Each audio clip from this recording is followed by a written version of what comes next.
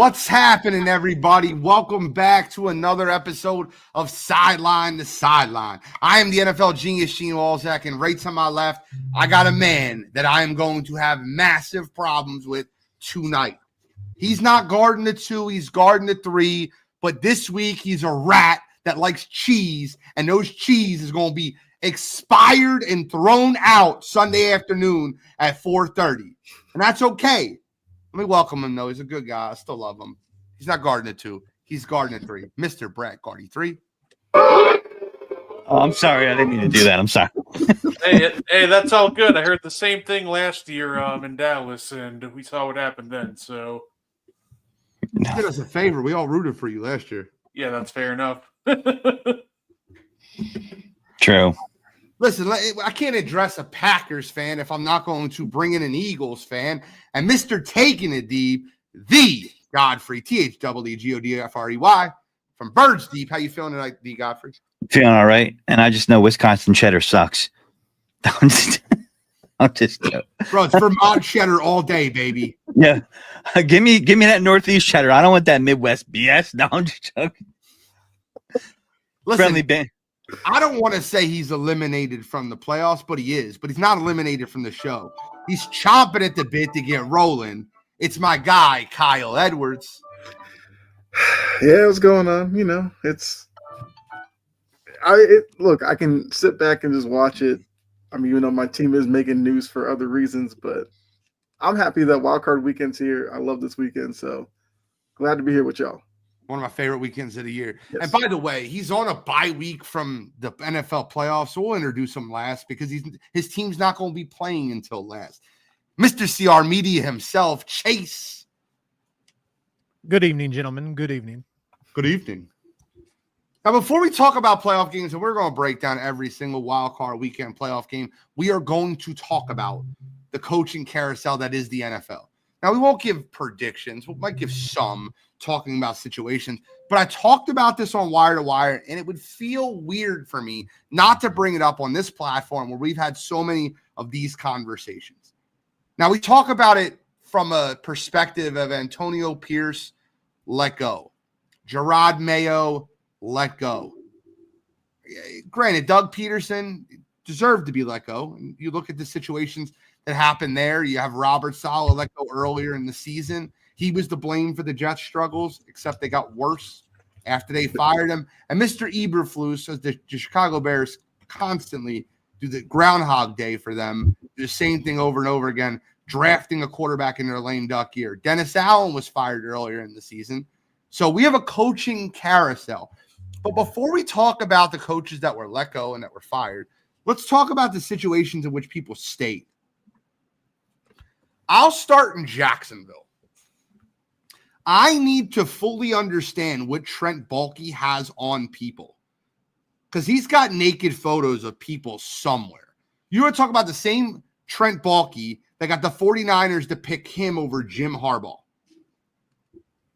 And Trent Baalke. Trent Baalke that hired Urban Meyer. Got away with that one, didn't he? Look, you know I'm a Trevor Lawrence fan. Drafted Trevor Lawrence, hasn't lived up to the potential. Drafted Travis Etienne. He's no longer their starting running back. Hired Doug Peterson. The team got worse progressively. How does Trent Baalke still have a job? Can someone help me understand that? Anybody can tackle this one. I have no idea. Like you said, Peterson was deserving of being let go. I assumed with Jacksonville and how bad it's getting worse year after year, they would have just cleaned house. But like you said, either Baalke is like the smoothest talker in front of, you know, the people above him or something. Like, I don't understand it. I mean, if I were a Jags fan, I probably would be like, okay, we're probably going to stink again next year because he'll probably mess up the coaching hire and bring in the absolute wrong guy. So, where's the optimism in keeping him? Because I could see if he brought in a lot of great players and Peterson just screwed it up on the field, it makes sense. But like their wide receiver room isn't great. It's okay, not great.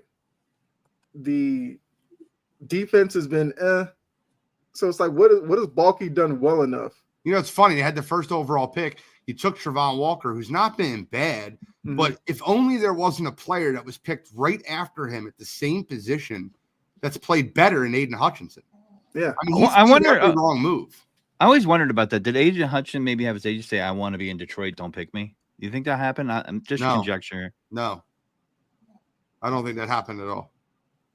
I will say this: if you're trying to turn a culture around, Aiden Hutchinson was the guy to pick. And the culture in Jacksonville has been awful. Just is what it is. Their defense isn't great. Their offensive line is in shambles. They drafted a running back in the first round who's no longer their starting running back.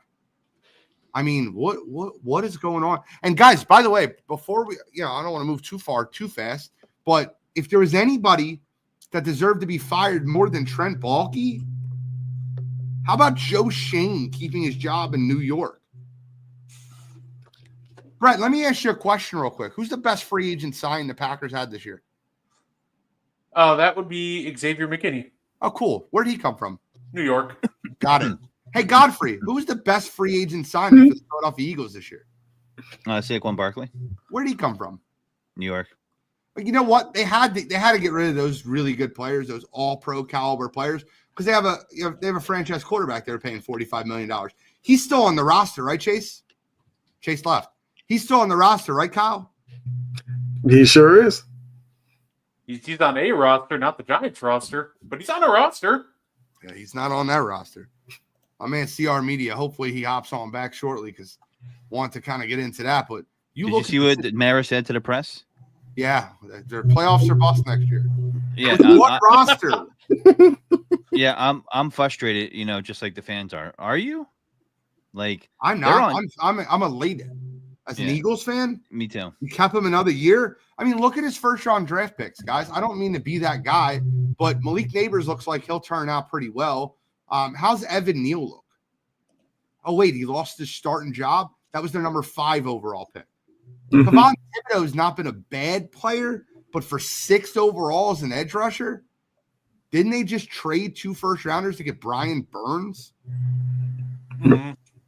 Okay, cool. Got it. Lost Xavier McKinney, could have paid him. Lost Saquon Barkley, could have paid him. And lost them all for Daniel Jones, who's no longer on the roster. If it truly is playoff or bust, then they should just fire them right now. There's no point in keeping them around because if you look at their schedule next year, there's just absolutely no way this happens. Yeah. Not a shot. Joe Shane, Brian Dable. Brian Dable, I don't know if you fire him, and I understand my man's back. Mr. CR Media, we were missing you, brother. We got very upset that you were gone. Mickey D's Wi-Fi, so. Listen, I work for Verizon. If we can get it in your area, I'll come down there. I'll take care of it for you. I appreciate that. But we were talking about Joe Shane and Trent Baalke both being kept as general managers for their prospective teams. By the way, the Giants, if you didn't hear, Chase, I don't know if you heard this, their playoffs are bust next year. I'm shocked. I do want to kind of move over to the coaching carousel for a second. And, I just want to ask a question. And, guys, I understand I get into these uncomfortable conversations often. But I'm never going to stop. It's not who I am. But I want to ask a question real quick. Why did Josh McDaniels get 3 years with the Raiders and Antonio Pierce got 1? Why did Rich Bisaccia get fired right before the playoff, right after a playoff loss, but Josh McDaniels got 3 years? I always thought the McDaniels thing was, Mark Davis got the guy who had been attached to Bill Belichick was a name. I always assumed the reason why he was quick to move off Bisaccia, even with the success he had, because he wasn't a name and he wanted to make a splash hiring. Antonio Pierce, look, he was there after the John Gruden stuff went down and kept it all together. That to me means something. Because once something like Gruden's scandal and everything happens, that could have gone a million different ways with, bickering, infighting, and all that kind of stuff. Pierce seemed to give the players a reason to want to show up and play. Did they have great success? No. But you tell me who was coaching with Gardner Minshew, Desmond Ridder, Aiden O'Connell, and winning at a high level. Didn't even let him draft his own quarterback. Right. Yeah. So it's like, for Antonio Pierce, this might be a blessing that he gets out of that situation. We'll have to see where he lands after that. But if you're not going to let him do what he wants to do, what's he there for? I go back to my previous statement when I talked about Anthony Lynn getting fired after Justin Herbert won Offensive Rookie of the Year, but you gave Brandon Staley 4 years. I think the Raiders won't be successful until Mark Davis gets a new haircut. Doesn't matter who comes in as coach. Personally, that's the worst haircut I've ever seen in the history of humankind. But listen, it stinks for Antonio Pierce. Was he in a good situation? No. Might be a blessing in disguise. I do think that part of it might be what you talk about, Gene, is they want to marry the coach with their quarterback that they're going to get, and that's maybe that teams are going that direction. I can already tell you who their next quarterback's and their next coach is going to be, bro. I can already tell you who it's going to be. Who's it going to be? Okay, Chase. This whole thing with the Raiders is just like, and I'm going to take hey, I'm a Chiefs fan. I'm a diehard Raiders hater. Yep. Can't stand them. Don't like them. Can't win with them. Can't work with them. Whatever Mike Singletary said about Vernon Davis. Anyways, you had Antonio Pierce, who was a locker room guy. The players like him. Your top tier player, probably one of the best players at his position. Max Crosby is super, super behind on Antonio Pierce. That team is a quarterback away from being a contender in the AFC West. And for the Raiders to pull the rug out from underneath him, and this is what they're doing. They're telling the locker room, these guys that believe in Antonio Pierce, they're saying, hey, sorry. And people can talk about, well, it's just win, baby. Hey, no, it's not. You guys haven't won anything since Derek Carr was your quarterback. And here's what everybody thinks, Gene. Here's what everybody wants. Everybody thinks that because Tom Brady is a minority owner of this team, that Tom Brady is going to pull in his New England Patriot guys. Hey, as a Chiefs fan and anybody else on this panel who has been, Kyle has seen it in Atlanta, just because you pull in New England personnel people doesn't mean your team is going to be, top tier. Okay. Atlanta had Dimitroff. And what did Dimitroff do? Kansas City had Scott Pioli. We got Todd Haley, Romeo Crennel. Oh my God, Kansas City was the next New England Patriots. Just because Tom Brady's there doesn't mean, and Tom Brady may go out and hire Mike Vrabel. That don't mean anything. These teams have to start looking at this blueprint that the Detroit Lions have done with Dan Campbell. They trusted in Dan Campbell to take the team and do what needed to be done with the team, and now look at the Detroit Lions. And the Oakland Raiders are just another team that's going to fire a head coach again in 2 years. Oh, and to be fair, if the Patriots do not sign Mike Vrabel as their next head coach, that Gerard Mayo firing was just disgusting. Well, there was a contract clause, though, that I read. You tell me it's true that it allowed him to be the possessor of the position of the head coach, be the successor that was in Belichick's contract. I've read that out there. So Kyle, you'd have to answer that. I have no idea what you're talking about. Yes, I've heard that as well, which is kind of what led to the rift between Belichick and Kraft. Because Kraft loved Mayo. That's why he pegged him to be the next guy. That's also why when he fired him, he had that press conference, just him, nobody else around him. And he's like, he put Gerard Mayo in a bad situation. I think he just picked Mayo because he was done with Belichick and wanted the guy in the building that was as anti-Belichick as he could find. And Mayo was that guy. But Mayo never being a coordinator and anything like that, there were times where he looked like he was struggling with being a head coach, which is understandable. Because when you make that jump, there are decisions now you have to make that you have to be like locked in on. I don't think he was ready, to be honest. Bro, I really don't. That's what Kraft said. That's why Kraft was like, "This is on me. I failed in this one." They were the one. What about him winning that game? 30 p.m. What about winning the game that was meaningless? That Kraft said he didn't care about that. He wanted guys to actually. Kraft was like, that final game, he doesn't want players who are okay losing for a draft pick. I think Mayo lost it with the Chargers game because they looked completely unprepared. They showed Jonathan Kraft on national TV looking down at the team going, "What are we doing here?" When I saw that, I was like, this might be it for him. And once again, I don't agree with it, but like I agree with you, Gene. I feel like all the signs are pointing to Vrabel. But I also hear they really like Ben Johnson to go with an offensive guy for Drake May. Yeah, that's not going to happen. I don't think it's going to happen either. Ben Johnson has his pick of the litter, and if I'm Ben Johnson, I'm not picking New England. To answer your question earlier, when I told you $130 million in cap and Drake May, I would take that over the Bears for sure. I mean, so just to be clear, let me just get this point out real quick. I'm very confident that the Raiders' next head coach is Cliff Kingsbury. Oh yeah, okay. It's such a Raiders thing to do. Mm-hmm. And they'll give him 4 years, like Arizona gave him 4 years, even though they were failing. They gave him an extension and fired him in year 1 of the extension. That's a joke, by the way. Yeah, it'll be Cliff Kingsbury. That would be the Raiders type of hire. Yeah. I saw like Raiders fans on social media, like Twitter, X, whatever you call it. That's a cesspool.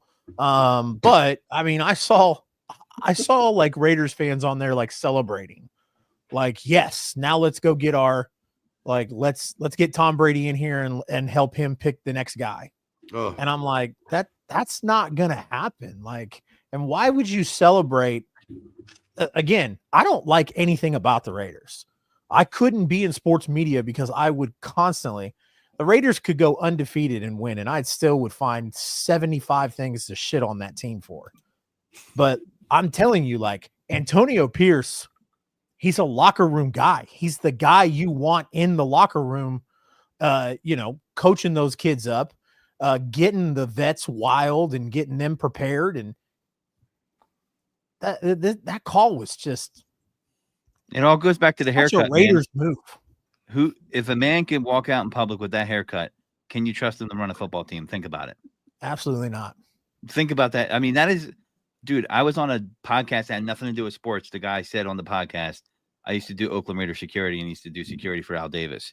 And then I brought up that haircut and we all went on for about 10 minutes on that haircut on a non-sports podcast. And people they didn't even know it. They're like, wow, that is crazy bad. So listen, that organization for a long time, Raiders are going to Raider, just like you say, Bears are going to Bear. And, for a very long time, they had stability and they didn't even like it. Derek Carr wasn't great, but he was their most stable thing. And they could at least try to build around that. We trade for Devontae Adams. Then we're like, we don't want you, Derek Carr. And then Devontae Adams is pissed off. And I have some problems with him about how he exited it on Antonio Pierce. But it was Antonio Brown like a little bit, I think. But, still, they don't know how to foster a good environment. The program sucks. It might be better off for Antonio Pierce because they're going to do something that's dumb. They're going to pick someone in the first round they shouldn't pick probably, and they're just going to not make a good decision. I mean, I just don't. Brock Bowers turned out nice for him, but I still will live by that was an shoot pick by them. And that organization is bankrupt. They're lucky they're in Vegas. So obviously, if there's one organization that's worse off than the Raiders, it would be the Chicago Bears. They just keep making the wrong decisions over the wrong decisions. I just want to point out the fact that they attempted to interview Mike McCarthy. They asked the Cowboys, and they got denied, by the way. They also went out to interview the offensive coordinator, get this, guys, of the New York Giants. That tells me that you knew football. You took the offensive coordinator from the offensive giants. Dude. I think the best thing that the Bears could do is go out and get 75-year-old Pete Carroll. Get him in there. Is he 75? He might be older. Yeah, he might be Pete older. Carroll's He was like the oldest. He was the oldest head coach when he retired. Pete still has like a lot of energy on the sideline, so it's hard to think he's like that old. But yeah, he's old. They should back the Brinks truck up and get an offensive mind in with Caleb. Oh, 100%. I would go. They're killing this kid. Johnson, anything he wants. People are going to say what the Bears ought to do, right? Steven Chambers said the Bears ought to get Mike Rabel. The problem is the Bears never do what they ought to do. Ever. The Bears constantly make the wrong choice. Every year. Mm-hmm. The definition of insanity is doing the same thing over and over again, expecting a different result. Yeah, with the way they set it up and played, they could have just kept Justin Fields and did a whole bunch of other stuff. No shit. I mean? It's just like, it just doesn't make any sense. I'm glad I'm not a Bears fan. That's all I can say. Before we get into playoff games, I'm going to give you where I think everyone lands, and I want you guys to tell me which ones you liked, which ones you dislike, and we'll go around the horn. I'll start with Brett.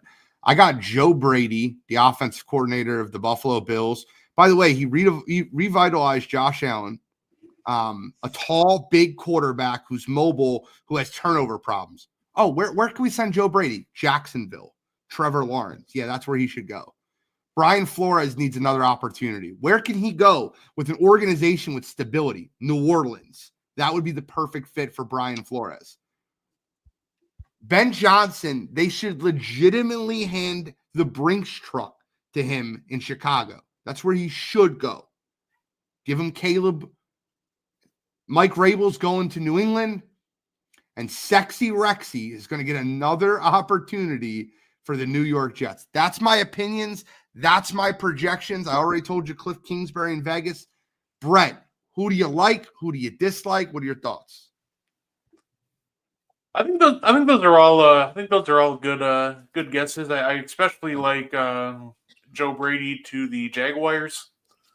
I think he'd be a great influence on T-Law for sure. Overall, though, yeah, I definitely like where your head's at with those. Chase, what are your thoughts? What do you like? What do you dislike? I like it. The Rex Ryan thing. I feel like if Rex Ryan goes to the Jets, it would be a sports media circus. But I mean, I still like it. Chase, the only reason I think Rex Ryan is a good fit for the Jets is because if you could point out one word that's a problem with the Jets right now, and you tell me that word's not culture, and I think Rex Ryan can get that team believing in a right culture, Jet football, play like a Jet, toughness, a mentality of playing for each other. That's what Rex did well. Is he an X's and O's guy? Absolutely not. He's a defensive guy.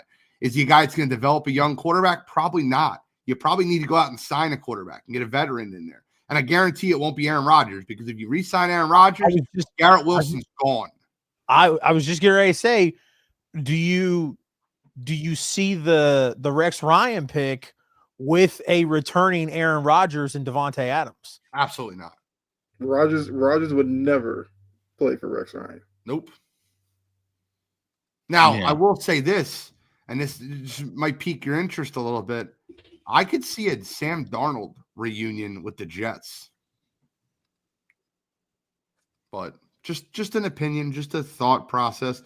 Godfrey, out of those coaches, which ones do you like? Which ones you dislike? What are your thoughts? Sorry, I took my thought. So we got Ryan, we got Joe Brady, and who else? Joe Brady does fantasy football. Yeah, Joe Brady, Brian Flores to New Orleans Saints, which is one of my favorites actually. Cliff Kingsbury to the Vegas Raiders, Pete Carroll or Ben Johnson to the Chicago Bears. That's kind of where I'm at. Yeah, I like Ben Johnson going to New England. I think that's one of the most stable franchises out of that, although that's not stable right now, but I think they'll recover quickly. I mean, I don't like them worst going roster in football. Say what? They're the worst roster in football. Who, the Patriots? Yeah, bottom 10 offensive line, bottom 10 running back room, bottom 10 130 million under the cap, and they got the quarterback. You can't fix every problem that's under the sun. Kyle, you're a Patriots fan, right? I'm not trying to be this way. Outside of cornerback, do you think there's any position you're top 10 in the league in? No. Any position? No. Okay. It's a terrible roster. Yeah, it's a terrible roster. I mean, listen, that's where I think. But the Bears, I mean, they don't like people. It almost seems like if someone's bigger than the team, or they don't like that person being more high profile than them. It's the guy going to Joe Barry going to the Jaguars. I don't think that's going to happen because Trent Baalke is there, and I like the idea, but dude, his record since he was lost the conference championship with the Niners: 8-8, 5-11, 2-14, 3-14, 9-8, 9-8, and 4-13. That dude is Teflon, and I don't think a coach that's worth a damn or a coordinator wants to work for him. Personally, I mean, I love Doug Peterson, but Trent Baalke stinks. So I don't like him going there, man. I like other guys going there, and we're gonna get my favorite Doug Peterson press conference all year was when they asked him about somebody said this was the best Jaguars roster. Oh God, no! Like I'll never forget. Oh God, no! Did you say that? Nope. Kyle, which one of those quarterbacks? Which one of those coaches do you think makes the most sense? Which one makes the least sense to you? I mean, look, wherever you put Flores, I'd have been like, I love that. I feel like the only thing with the Saints job is like they are still like in cap hell. So I would hope whoever they bring in, like they give this coach time to get through the bad cap situation, get out of that, and then try to pick up the pieces from there. Because nobody probably will win at a high level there next year. I think it's like $70 million. They're over the cap already. That's a rough place to start. So I would hope that they bring in Flores. He gets the time to actually implement his stuff and get everything going there. So I do love that one. Kyle, I'm gonna make a really stupid statement. Yeah. Should you be arrested for firing an African American coach after 1 year? You're laughing. I'm not. Arrested? Arrested's obviously me being right. Yes, I mean I get what you're coming from. I don't know. Like every situation's a little bit different. In every situation, the black coach has less opportunity. It's just drives me nuts. I mean, like the Pierce one, I'm like dumb. The Mayo one, the other thing I was working against him, he was part of Belichick's last few years there too. So people assigned the losing this year from him as just a continuation of Belichick's last few years. That's what worked against them. And plus, any coach that went in there after Belichick, like those are big shoes to fill. So like I said, once again, did not like the firing, but it is. Mayo wasn't getting a shot anywhere else, right? And so they gave him a shot. Well, the year before he was going to do an interview in Carolina, and Kraft stepped in. Which, if Mayo was in Carolina, we would probably be in the same situation now. Yeah. Because I don't think he was ready. Over and over again. Happens all the time. Yeah. Can I ask you a question real quick? Outside of Todd Bowles in Tampa Bay, can you guys give me any example of where an African-American coach was given more time than you think he deserved? Marvin Lewis. Any. Marvin Lewis is the... Oh, you're talking about the Bengals. Yeah. Well, the Bengals are just cheap. They're not going to fire anybody. Exactly. That's a good example, though. That's fine. That's an example. That's a real example. That's literally like the only example, though. That's the problem. That's because they're cheap. What was his name? He was a defensive coordinator for the Ravens after he got fired from Indianapolis, but he was Indianapolis's head coach during the 2-12 or the 2-13 year. You're not talking about Jim Caldwell, are you? Yeah, that's Jim Caldwell is a Super Bowl winning coach. Jim Caldwell also won 12 games in Detroit up until Dan Campbell won 15 this year. He had the most wins in Detroit in the last 25 years. But God, I'm sorry. I was talking about his tenure in Indianapolis. He got fired after his only bad season. Was he was, and that was my question. He was only there for one season? No, he was there for 4 seasons. They won the Super Bowl and they won 12 games 3 times.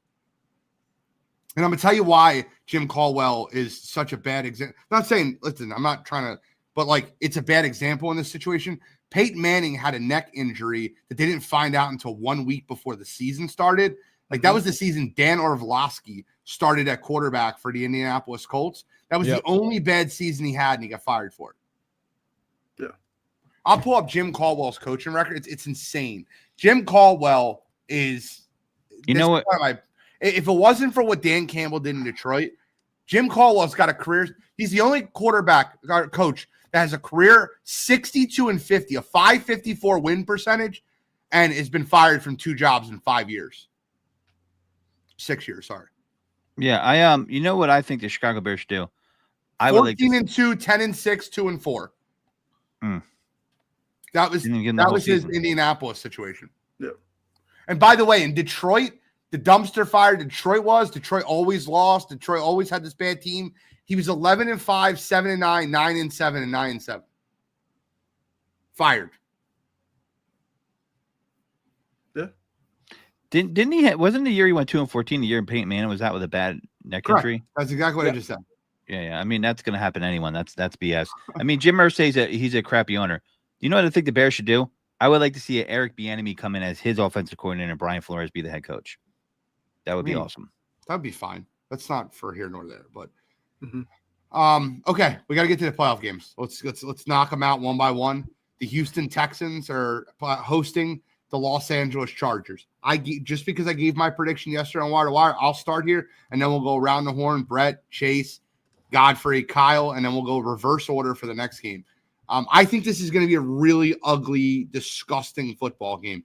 Everybody and their mother is telling me the Chargers are going to win this game, and they're relying on Jim Harbaugh, and they're relying on Justin Herbert. And I think the Chargers will find a way to win the football game. I do. I just don't know how. I don't know why. I don't know how. I think Houston's going to battle in this football game. Derek Stingley Jr. is playing great cornerback. Will Anderson Jr. is a great edge rusher. I think this game's ugly. I think it's 17-16. I think it's one of those type of football games. I think the Chargers win but don't cover. That's where I'm at, Brett. Yeah, I think the Chargers win. I think the big key is obviously the strength of the Texans defense comes with Danielle Hunter and Will Anderson Jr. Well, the Chargers have 2 guys that can actually slow them down in Rashawn Slater and Joe Alt. And I think that's going to be your X factor. I still think they'll make some plays. It'll be a dogfight. But yeah, this won't be a high-scoring game at all, like 17-14. Chargers control the clock, and that's how they get this thing done. Chase. I'm going 24-17, the Texans. Listen, there's no Kansas City hating that. That's just a real prediction. Yeah, no, I mean, I like Jim Harbaugh. I really, really like Justin Herbert. That Texans team, CJ Stroud he's getting it. He's clicking on all cylinders. The defense, like you said, Will Anderson's one of my favorite defensive players. Texans win by 7. Godfrey, where you at? With the Chargers here. And CJ Stroud has not played nearly as good as he did last year. No, he's been terrible the last few weeks. And I just think the Chargers are playing with confidence. I mean, they went from nothing last year to the playoffs. They're on the ascension, and I think we're having a sophomore slump with CJ Stroud, and I think the Texans are on the descension, and they won that division by default because there's a lot of horrible teams in their division. So, I think the Chargers are going to win. Okay. Kyle, where you at? 24-13. Yeah, I mean, I was big on the Texans all season, but I just don't like the way they finished the season. And look, it seems like CJ Stroud, since the Tank Dell injury, just has not been right. I don't know, like, if he puts that on him or something like that, but since that Tank Dell, like, his body language and all that have been off. I just don't like them going into this one. I agree with you. I think the Chargers win this in an ugly way, but I also think Harbaugh loves that. So I'll take the Chargers 19-16. So, it only works out perfectly when it works out perfectly. The Baltimore Ravens are hosting the Pittsburgh Steelers. And Kyle, you're going to get the start here. Now, I do want to give you a piece of news that just came out. Mm-hmm. Zay Flowers will be inactive for this football game. He has been ruled out. 9.5 point spread. Baltimore Ravens favored. How do you see this one going? I mean, if Russ were playing better, I would love to go Steelers here. I also think for Tomlin, if Russ shows early on he's struggling, mix in Fields. It worked, in the middle of the season when you tried it, then you kind of went away from it for whatever reason. This game, use it. I think that would be your best shot. I mean, sure, Zay Flowers is out, but all the Ravens' targets go to tight ends and running backs anyway, so, I mean, it's not that big of a deal. But Zay Flowers catching some balls. You're acting like he's... I mean, kind of like 65, 70, whatever, But if you look at their kind of distribution, it's like Andrews, Justice Hill, Likely. Then you get to like Zay, and then it's like Bateman. So Zay Flowers is a big part of their offense, but he's not the biggest. The biggest part is standing next to Lamar and shotgun and Derrick Henry. They get him going, they'll be fine. So I do think the Ravens get this one. Only because, like I said, I don't trust Russ at all right now. Give me a score prediction. I also don't think the Ravens cover because that's the Ravens thing to do in the playoffs as well. So I'll go Ravens. Let's go Ravens 27-20. Okay. If the Steelers score 20 points in this football game, it'll be the first time they've done that in 5 weeks. They lost 19-17 to the Bengals. Yep. They lost 29-10 to the Chiefs, 34-17 to the Ravens, 27-13 to the Philadelphia Eagles. They have not scored 20 points in over a month. Yep. I will say this. Justin Fields started the season with them and 18 points, 13 points, but then it got a little bit more interesting. 20 points for the Chargers, very good team. The Steelers got a win versus the Chargers in Pittsburgh. Lost to the Colts 27-24. That wasn't really Justin Fields' fault. Lost to the Cowboys 20-17 and then beat the Raiders 32-13 before they made the change at quarterback to Russell Wilson. Justin Fields is 4-2. Russell Wilson's lost his last 4. How do you think this plays out, Godfrey?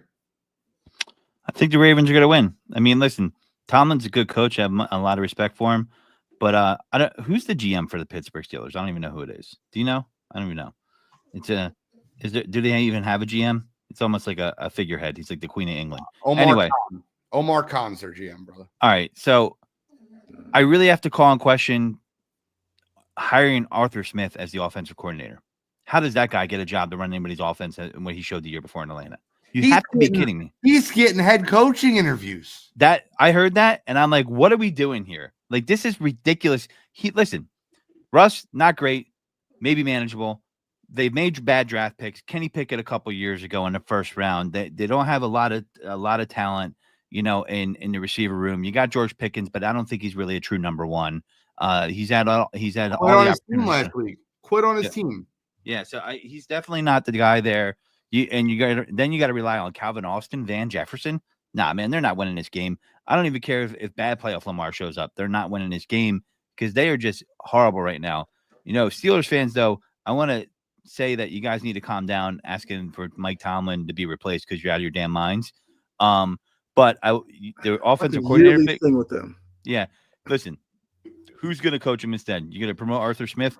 The GM needs to be answering to his decisions. That Arthur Smith one was pretty bad. You had a bad offensive coordinator. And I think the Ravens, even without Zay Flowers, I think Bateman can pick up the slack. And Lamar has been playing really well this season. The stats are eye-popping. And I think they're going to let Lamar cook, and they're not going to get crazy here and let him do what he does. And I think they're going to smoke the Ravens. If it goes reverse, it's going to be full meltdown mode in Baltimore, but I don't think that's going to happen. I think the Ravens are going to cover. I think they win by 10 plus. Chase, start here because I want to address this question Anthony asked. Do you agree Zay Flowers made the Pro Bowl 100%, or was there better wide receivers should have been in over him like Brian Thomas Jr. of the Jacksonville Jaguars? Do you want me to answer that question? I do. I mean, like everybody's mentioned, I mean, it's hard to be picked for the Pro Bowl with Zay Flowers on a team that mainly focuses on the running back and the tight end. I think Zay Flowers is a decent wide receiver. I mean, but we didn't see a Pro Bowl caliber-esque performance from him this year because again, like I said, they're a run heavy team. So what do you like in this football game, Pittsburgh or Baltimore? I mean, it's wild card weekend. I'm going to be completely honest with y'all. I don't really care who wins. So I'm going to go with the crazy prediction here, okay? Oh, man. Baltimore goes up 13-0 into the second half. Russ has thrown 4 picks. Mike Tomlin benches Russell Wilson and plays Justin Fields. Justin Fields wins the game 17-13. If that happens at halftime, I will throw $100 live money bet on the Steelers. If I see Justin Fields come out and that goes down like that, I'm putting money on that live money line. I swear to God, I'll do it if that happens. Why do we all like sit here and agree that Justin Fields would be the better option than Russ? And yet the NFL pundits don't believe that. That is what I felt like the wide receiver room was making noise about that because Fields throws more of a line drive ball that's really hard. And I think they shouldn't have listened to the wide receivers. It feels like they almost did. I don't know why he needed to make that change, but they did. And it worked at first somewhat, but then the wheels came off. You know, the shine came off the turd, so to speak. So it's I mean, I would definitely go with Justin Fields. Lamar will choke again. Who makes these? That's not my burner. Just kidding. That's my burner YouTube guy. Kyle burner. Show your hands, Kyle. I think the Steelers keep this game close. The Ravens are 3-9 versus Mike Tomlin in their last 12 games. I think the Steelers keep this game closer. It's always a higher scoring game in Baltimore than it is in Pittsburgh. I think it's a close football game. I think Justin Tucker ends up winning it. I'll go 27-24 Baltimore. Gardy? I think the only way the Ravens don't win this game is if they forget to get on the bus. Steelers' offense has looked terrible. Russell Wilson has the worst 2-minute drive in NFL history, possibly. That one against the Bengals is forever burned into my mind. Why are you trying to truck a linebacker and waste 20 seconds? I don't know, but I think in all reality, this game will be closer than a lot of people think. On paper, I think this should be an absolute slaughter, but I think it'll be a little closer. I'll go 30-20. It'll be 23-20. Ravens put it away with the last second touchdown. Sunday afternoon, 1:00. Denver Broncos traveling across the country to go against the Pittsburgh Steelers. I mean, the Buffalo Bills. Timeout. 31-10 Ravens. I didn't get my score. 31-10 Ravens. Buffalo Bills hosting the Denver Broncos. 1:00 in Buffalo. Gardy 3 starts off. How you like it? How you like me now? I need that song playing like that. I say that. This one should very well. I think the Bills win this one rather handedly. I think the Broncos will make it interesting early, but I think Josh Allen will catch fire late and really put this thing away. I'm going to guess the final score of 31-17. Okay. I'm going to tell you this is my favorite playoff game to pick. It's not the Philadelphia Eagles. It's my favorite playoff game to pick. I love Denver to cover the spread, and I would not be surprised that Denver won this football game. A lot of people forget last year, Monday Night Football, the DeMar Hamlin game. The Denver Broncos went into Buffalo and won that football game with Russell Wilson and Sean Payton. The Denver Broncos defense does something very well, and it's called contained quarterback. That's what they do. They keep the quarterback in the pocket, and with Patrick Surtain, they blanket a side of the field. This is a bad matchup for Buffalo. It's a very bad matchup for Buffalo. And if Bo Nix doesn't choke in a playoff game and comes out and plays, Sean Payton is going to be able to keep this game close by scheming plays open. I think Buffalo wins, but I love the Broncos to cover, and I would not be surprised if they won the football game outright. Give me Buffalo 27, Broncos 26. Chase? I don't like that. No, I agree. As far as like the Denver's defense, they do a great job of containing the quarterback, and Josh Allen can't stay in. But I don't think it's that close. I think Broncos will keep it close for the first half, and then I think towards the end of the third quarter, fourth quarter, Buffalo's going to open the floodgates. So I got I got Buffalo 24, Denver 13-14. Godfrey, tell me I'm not on my boat by myself. Yeah, you are, because you're on that boat. You're on that TikTok meme where there's someone on a boat with like a sad music playing in the background. That's where the boat's going. Yeah, but I just feel like, Amari Cooper's been slowly coming along, and that's going to give him a little extra they need on that offense. I just don't see Bo Nix being able to do that going into Buffalo, and they do play that defense. I have seen that game you're talking about. I don't think they're going to be able to contain Josh Allen. He's the type of quarterback that can run right through that too, and I don't see it. Bo Nix has had a pretty good rookie season, but I think Sean Payton's going to end up the same place Russell Wilson will end up after playoff weekend, and that's out of the playoffs, and that's ironic. So, Kyle. I'm with you. I think Denver covers. I think Denver makes it very interesting. But I have to feel like Josh Allen gets it done in the end. Because like Godfrey said, Josh Allen will use his legs and everything. I mean, I'm kind of with Derek Dempsey that I could see Josh with at least a rushing touchdown to go along with a passing touchdown or two. Look, if I'm Buffalo, I might, if I win the toss, decline to the second half, make Bo Nix get the ball first, see if that atmosphere is for him or not. If you can rattle him early, it could turn into a blowout. But I think they'll keep it close. I'll take the Bills.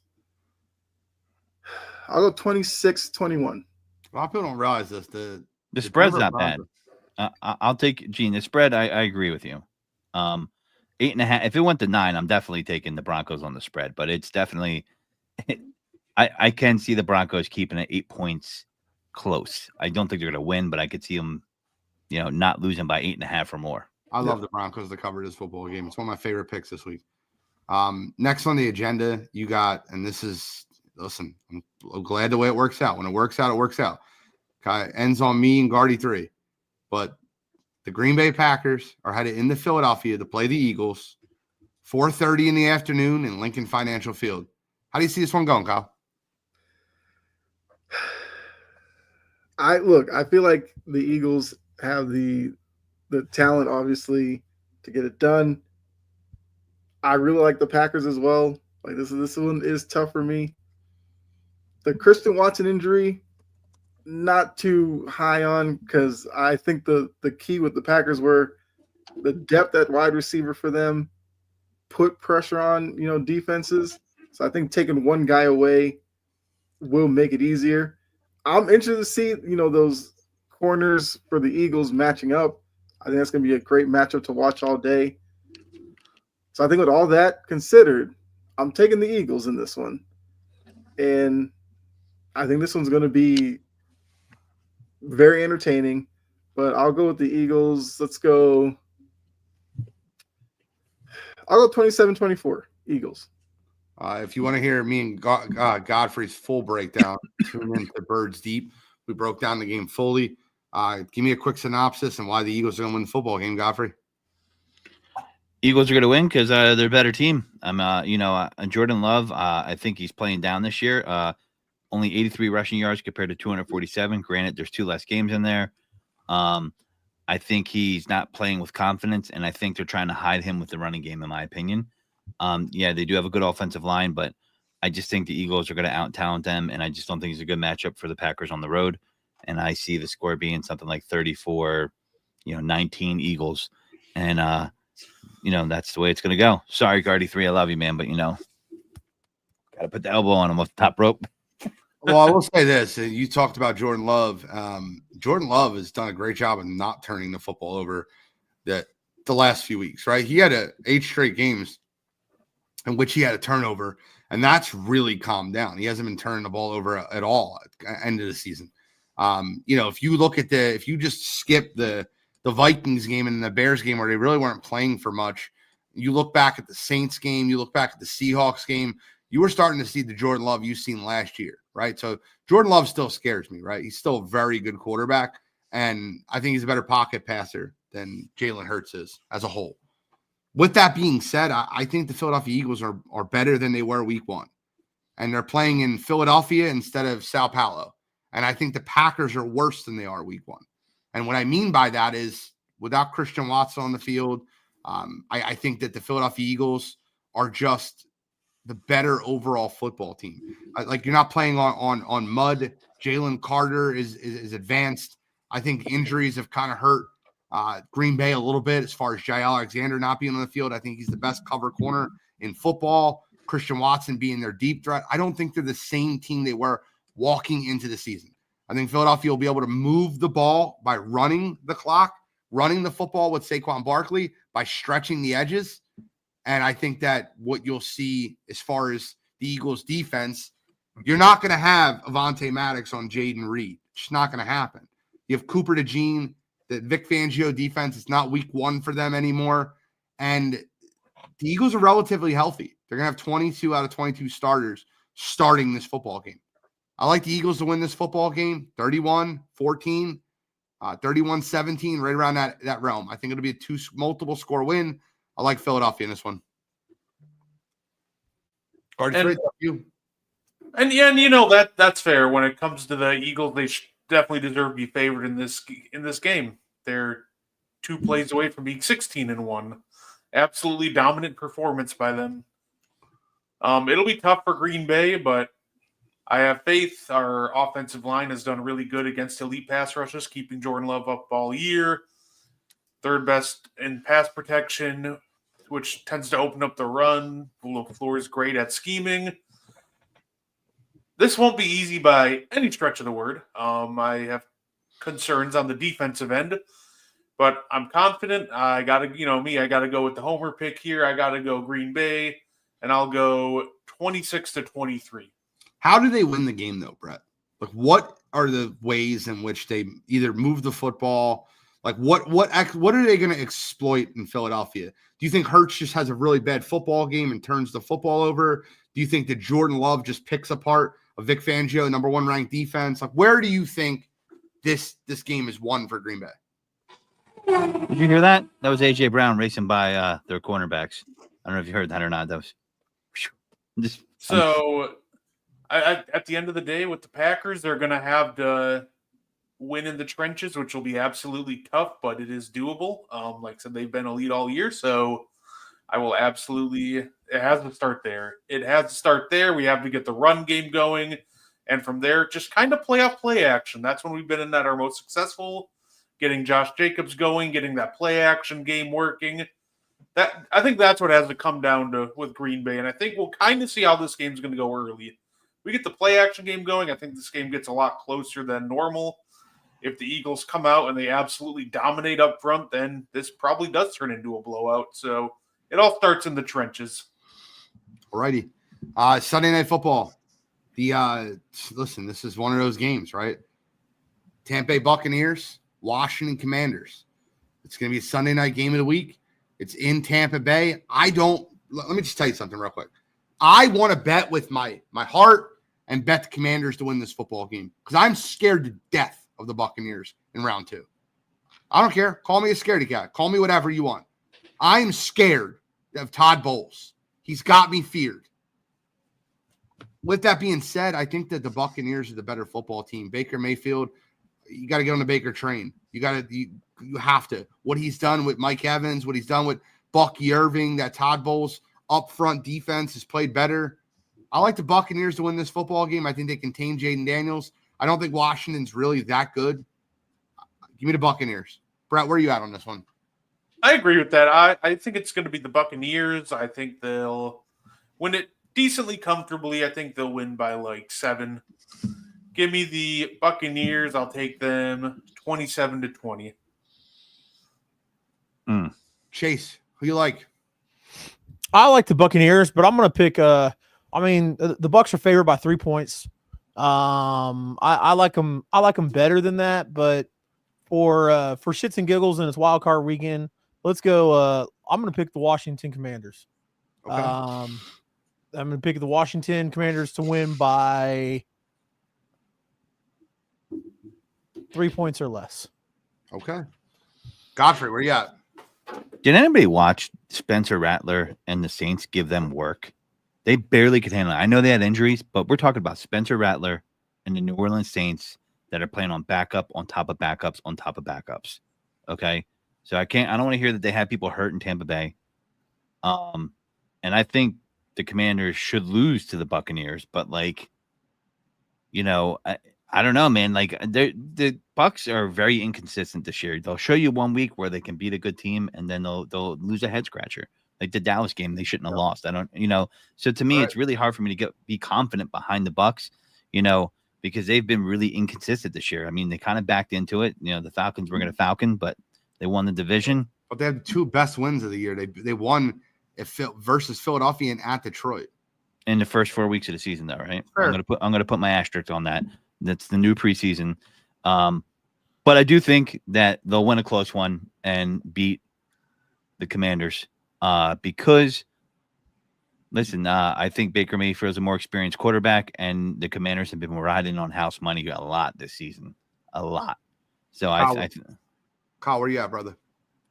Yeah, I'm taking the Bucs as well. I mean, you guys know I'm a big Baker fan, and look, say the Falcons did whatever, but the Bucs had the battle after the Monday night game where Evans pulls up with the hamstring, Godwin has the leg injury.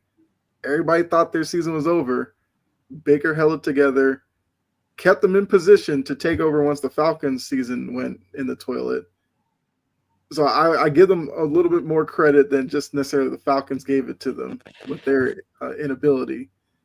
But yeah, I think in this one, I'll take the more experienced guy in Baker. I think for Washington, this is obviously a stepping stone for them to build off of going into next season. I don't think this is it I don't think that they're ready for this right now. I'll take the Bucs, and I'll take them. I'll go 27-18. Bucs. Yeah, I like that score too. Close us out, Kyle. Who do you like in the Minnesota Vikings at LA Rams? By the way, Minnesota, I'm sorry. If you're a Vikings fan, you played the last game of the season for the 1 seed. Now you got to travel on the road on Monday Night Football at LA in a game you've already lost this year, 30-20 at LA. The game got moved to a neutral ground. It's Arizona? Yeah, it's Arizona. Even worse. Now. It's even worse, probably. Kyle, who you liking this one? Hey, I'm a ride with my guy Flores in the defense there. I'll take the Vikings to have a plan to stop Stafford, and I feel like Puka Nacua is kind of the key to stop on that offense. Yep. I think Flores will have a plan for it. I think Darnold, and I mean, I do want to see if Darnold kind of builds off the great year he had, or if he struggles in this one. I think the questions will really start, mounting about him next year, his contract and everything like that. But I'll go with the Vikings. I'll take the Vikings in this one. Let's go. I'll go 30-26. Vikings. Godfrey. 56 points. I'm going Vikings. Listen, you heard what Dan Campbell said. He said, I'll see you in 2 weeks to Kevin O'Connell after that game, okay? And there's a reason for that, and I believe that Dan Campbell knows what he's talking about because, that game did end a little auspiciously when they played the Rams before with a wildly missed face mask call, by the way. People forget about that. And they still lost the game. And when all is said and done, it was one game. People are jumping off the bridge with the Vikings, I think, somewhat. They're favored by 2.5 on the road for a reason. I think they're going to beat them. I think they're going to pass all over them. I think they're going to run on them, and I think they're going to easily cover the spread. So I'm going to go Vikings 34-17. Chase, who you liking this one? 2 Vikings guys already. I like the Vikings. I'll be quick here. I think that 5 quarterbacks in the NFC, if the Minnesota Vikings went against, Brian Flores could really confuse. I think the one quarterback he cannot confuse is Matthew Stafford. I think the Rams to win this football game. I think Kyron Williams able to run the football. Puka Nacua, Cooper Kupp will be able to receive the football, and I think that Sam Darnold will show you when the lights are brightest, he's not the best. Give me the Rams to win this one, 27-24. And I'm going to kind of piggyback off Gene here because I do think the Rams win this one. Also, we're talking about Sam Darnold, who was 4 of 18 last week when throwing under pressure. I think the Rams bring the heat, and it absolutely flusters him again. And I think, like you said, with Brian Flores, you can confuse a lot of guys, but Matthew Stafford isn't the one. So I'm going to go 27-17 Rams over the Vikings. All right, we're over our 1 hour time. Any final thoughts, gentlemen? Check out the N1 podcast in an hour. Check it out. Appreciate everybody tuning in. We'll be back next week to break down some more playoff football. I'm the NFL Genius, Sheen Walzak. That's Mr. Not Garden of 2, he's Garden of 3. Chase, Mr. CR Media, taking it deep with D. Godfrey, and chomping at the bit, Kyle Edwards. And we are signing out. Playoffs?